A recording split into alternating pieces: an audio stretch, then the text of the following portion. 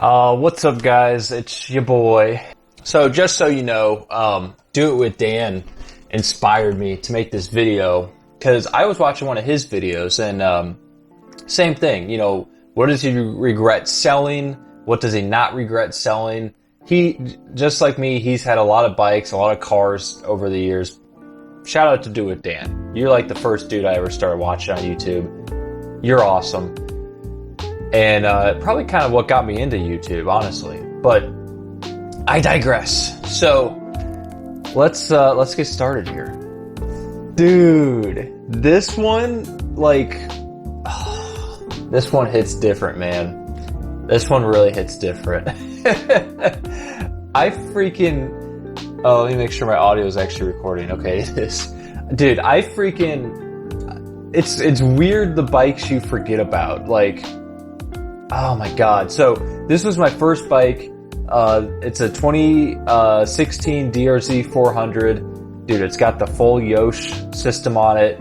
It's got the a Cherubi or Acerbis headlight. I think it's pronounced a Cherubi, just so you know. Yeah, I mean, it had a 3x3 mod for the airbox. It was rejetted.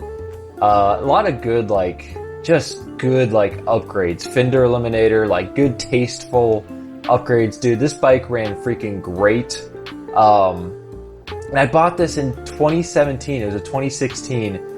And, I picked this sucker up for $4,600. Dude, basically the previous owner, I think, bought it brand new, put a couple grand into it, and then sold it and lost $5,000. It's crazy. I was able to convince this guy. But this was my first bike, and really the reason that I went with this is I had to convince my dad, who was super against me riding at the time because he used to ride when he was younger, and he got in a really bad accident. A few minor accidents, I think, but one really bad one that almost took him out, actually. But basically, the angle I was going at was, you know, I'm buying an off-road, enduro, and I'm only gonna ride it off-road, but occasionally I might have to ride on the pavement to get to another trail, right? So that's kind of what I was pitching, and then I started looking at these supermotos, and I was like, well, maybe I can still kind of say the same thing, and this was back in 2017, so I would have been 14, 15, 16, 17. I would have been 21 or 22, so for some reason I wasn't as young as I was picturing myself, but I'm 27 now, so it was a pretty long time ago. But basically we got there, and this thing was sitting in the back of this guy's pickup truck, and he was like, dude, I thought you told me you were buying a dirt bike. Oh man, but yeah, long story short, he ended up being cool with it anyway. We ended up picking it up. This is the only big purchase that I ever split 50-50 with my dad. And I was good for it, just so you know. When I sold it, I did end up paying him back and everything. But I don't know, man. It was such a sick bike. I loved it. But yeah, I 100% regret selling this. 100%, man. It was such a great bike. It wasn't crazy fast, obviously. It was a DRZ 400. You know, it probably topped out at 95, maybe 100. The speedometer would say 110, but I think it was a little bit optimistic. But it was so fun for what it was, and it was just I got such a good deal on it, and I sold it for way too little. I think I sold it for $5,000. This hurts to even look at. Alright, bro, dude. This is just bringing back so many memories. Basically, this bike was my attempt at becoming a real sport bike rider. The only reason I bought this bike was to trick normies into thinking that I have a sport bike, right? And hey, I'm not above admitting that. Sometimes we are vain and we want to show off and do stupid things to impress other people. And I regret even buying this bike, dude. Not only do I not regret selling it, I regret buying it. This was a GSX-S 1000F, commonly referred to as a Gyxis. The thing with the Gyxis is it's a great bike when it's a naked bike, but the F version was Suzuki's like weird attempt at making a sport touring bike out of this thing. Alright, I know that's not like totally in the frame correctly, but this is a Gyxis 1000. I just searched a random video and it came up. I think that looks really sick. Like, really cool. What I had, I don't know, man. Did not handle the best. I always felt like it had a ton of weight on the front wheel for some reason. I don't know why, but it had that feeling. It was really wide, so it felt like a big bike. I don't regret selling this one. I should have never got it. Alright, so yeah, this is my freaking R1. Let me see if I can get a better picture. There's a pretty good picture of it right there. So I still own this bike. So I'm just so you guys know, I'm crossing into some stuff I still own and saying whether or not I regret selling it. I still own this bike, and yeah, 100% I would regret selling this, and I've thought about selling it though, because it makes no logical sense whatsoever for me to own. Dude. So you can see in this pic, it's got this weird exhaust. Some people love it, some people hate it. It kind of looks like a trumpet. I thought it was the best route to get a full aero titanium racing exhaust. And the crazy thing is, at the time, I had to special order this exhaust from Italy. I remember being on the phone with somebody and they were like, so I just want to confirm you're not getting this for the street, right? And I was like, yeah, absolutely. No, I'm going to be racing this. And, I installed it like in one night and I fired this thing up at like 1 a.m. I remember just taking it out for a rip and like literally just laughing. It's such a weird reaction to putting on an exhaust, but just laughing my head off because it was so freaking ridiculous. And then the other crazy thing is it shoots like blue flames out the back, like a couple feet. Like, it's highly noticeable. I don't know how I could ever like actually bring myself to get rid of it. The Old Gromski. Yeah, so this brings back a lot of memories. You know, I kind of fell for the whole YouTuber thing. Like, Groms were super popular at the time. I think I bought this in 2018. I ended up getting this thing and it was kind of like, what do I do now? I didn't know anyone else who had a Grom. It was just like kind of weird, and I live in the Midwest, so you pretty much have to get on a highway to get anywhere. It was kind of stupid, but then I started getting into stunting and like learning how to do wheelies and stoppies and stuff, and that was really fun, and a Grom's a great bike to learn that on. And then I ended up totaling this bike, and I wasn't doing anything crazy. I wasn't stunting. I wasn't doing anything. I literally was making a right turn at an intersection, and they were resealing this road, and they forgot to mark it, so it was just full of like chip and seal, and black road, black chip and seal. And next thing I knew, I was on the ground. I had blood like everywhere, and I could see a bone inside of my leg. It just ripped my leg open somehow. I don't know what happened, and I went to the hospital. They sewed it up, like just really nasty stuff. They were picking gravel out of it for like 3 hours. Then they had to blow up my knee joint to make sure it wasn't leaking, and then like, oh my gosh, dude, just recovery, and I was down and out for like, I don't even remember. It felt like a year. I mean, it was forever. I couldn't even like walk for a long time. So ironically, I got the most messed up on a Grom of all things. Yeah, I got totaled. I don't regret it being totaled. It was kind of a weird bike to have here in Missouri. It was fun. The most fun would have been if I knew a group of other Grommers and I could just like go ride around with them, but I didn't, so it was kind of lame, to be honest. So yeah, this was my 2008 XT250. I bought this in 2019.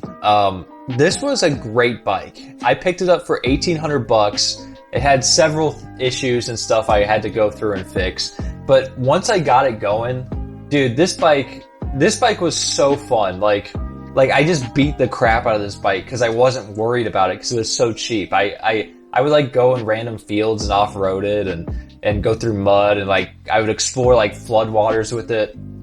This was such a good bike. 100% regret selling it. Of every bike I've owned, this is by far the worst. It's I think it's like a 2008 KLR 650. I think this is the first gen. Here's what it looked like when I bought it. That should have given me enough idea right there, like, yeah, this isn't a smart financial decision. This guy, he took like sponges and camo painted it with sponges, like an art project or something you do in high school. He painted the bars like this ashy green, so nasty. He never did like an ounce of maintenance in his life on this bike. And I think that's why he was selling it, because it was basically on its deathbed.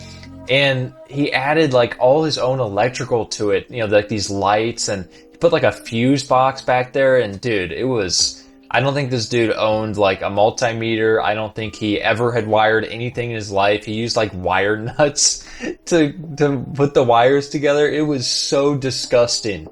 So I went through it and actually made it look halfway decent. This bike left me stranded 8 hours from home, and it was some weird electrical issue and I could never figure it out. And I ended up just dumping it. I just sold it. I could never figure it out. I had bike, mechanics look at it. I had an electrician look at it. Like, nobody could figure it out. The suspension was like all shot. So anything above 55 miles an hour was insanely dangerous. Like, I would try and justify it in my head. But dude, I remember like on the highway when a semi would like come up next to you or whatever, it would just start shimmying. And like it would get death wobble, but it was like controlled death wobble. So it never seemed to get too much worse than what it was. But dude, it was sketchy. And then the other thing that was sketchy is like, let's say I was riding it on a back road or something. I would hit a bump or a dip. Really, like a dip would always do it. And it would unload the suspension and the thing would come down and the whole bike would just like get all out of shape. And yeah, dude, this was a terrible bike. I don't know why people love KLR so much. And I know my KLR was worse. I don't even like saying the name. Like, it sounds like you're puking. KLR. But I know mine was worse than probably most. But man, what a piece of junk. What an absolute piece of junk. I just found this, dude. I said, the KLR decided not to start in the middle of the park. I was in the Smoky Mountain National Park. I remember that. I was at the very highest elevation in the whole park, and the bike wouldn't start. And I remember one of the park rangers came up and he's like, "Do you need help?" And I was like, it'll be fine. I'll just coast down. And he's like, "Are you sure?" I'm like, yeah. So I just rode it down in neutral for probably 4 miles, 5 miles, I don't even know. And traffic was backing up behind me. It was so bad. The bike didn't even roll good. I said I had to hitch a ride back to Gatlinburg. So I found this random person, like a husband and a wife in a Jeep Wrangler, and they were willing to drive me to Gatlinburg. And I just left the bike there. I was like, you know what?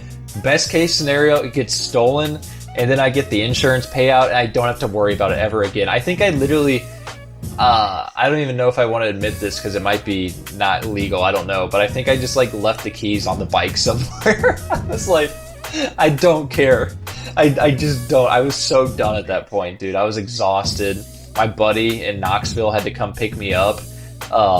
It was not a good time. Whew. All right, so we need a bit of a palate cleanser off after that one. This is one of the best bikes I've ever owned, and I still own it. This is my 701 Supermoto. Dude, this thing is freaking awesome. Probably the most fun I've ever had on a bike, except for maybe the DRZ, but that was because I was still kind of the honeymoon phase, This thing brought me back to that feeling 100%. But the difference is the DRZ had its limitations. This bike, whereas the DRZ really petered out around 6,000 RPMs or whatever it was, this thing, dude, it has that initial Supermoto grunt, which is awesome. And then it switches into a whole different thing where it gets super smooth. The motor just keeps pulling. It almost becomes a small displacement sport bike all of a sudden, where it's just it has a whole nother side of it. It's crazy. It wheelies no problem, first, second, third, and I'm talking power wheelies, not clutch ups. this bike is freaking awesome. And what's great about these 701 Supermotos is they design them to be on the street. Like, it's not just like, oh, I'm gonna put street tires on a dirt bike. Like, they actually, everything, you know, the gearing, like the transmission, the forks, like how tight they make them. It takes a really, I forgot what size rear tire, but it's a lot wider than any other Supermoto. I took this thing to a track day, and it's great because it's a Supermoto. So if I, you know, wreck it or put it down, it's probably going to be okay. It doesn't have that much stuff to get messed up compared to a sport bike. I took it to the Tail of the Dragon. Oh yeah, dude. So I actually bought the Killboy photo. This is me at the Tail of the Dragon. Like, dude, this bike is, and what's so cool is, you know, you don't have to really go that fast on this bike to have fun. I don't recommend trying to be a race, you know, a MotoGP rider on the street. But on this bike, it's like, you can easily drag me going the speed limit. Like, it's crazy, but it really, it makes everything easy. It's honestly, it's like cheating. Like, you can just do anything, put this bike wherever you want to put it. Like, it just begs for more. Like, you'll lean it and drag me and be like, oh, lean me more. You know, this bike is great. And it was awesome on that road. I had so much fun. There's me with my advanced sticker. I bumped up like in a couple days. That was awesome. Yeah, so 100% I would regret selling this bike. I will probably never sell this bike. But I used to say the same thing with the R1, and now I'm considering it. But right now, 1000% would regret selling this bike. It's awesome. Like, this is the best bike I've ever bought by far. All right, yeah, this is my 2008 FJR 1300. I did the entire Blue Ridge Parkway with my fiance on this bike, and she actually loved it. The rear seat's pretty comfortable. Like, it's not bad at all. It was like 1,000 miles round trip, whatever it was. It was crazy. I proposed to her like right beside this bike, so it's got some sentimental value. What's really cool is this windshield right here. You can hit a button and actually like roll it up and down, and it does make a huge difference. So if you take the sentimental aspect out of this one, I don't think I would regret selling it too much. It's a good bike. It's kind of boring to ride. It's a good bike. I don't know. I could go either way on this one. All right, sorry for the wardrobe change. I actually forgot about two bikes that I own. So I'm going to keep this short and simple. This is my Indian Dark Horse Chief. It's got some good stuff done to it. Camera's trying to jump off there. It's got some good stuff done to it. It was partially what I traded the Humvee for, plus cash.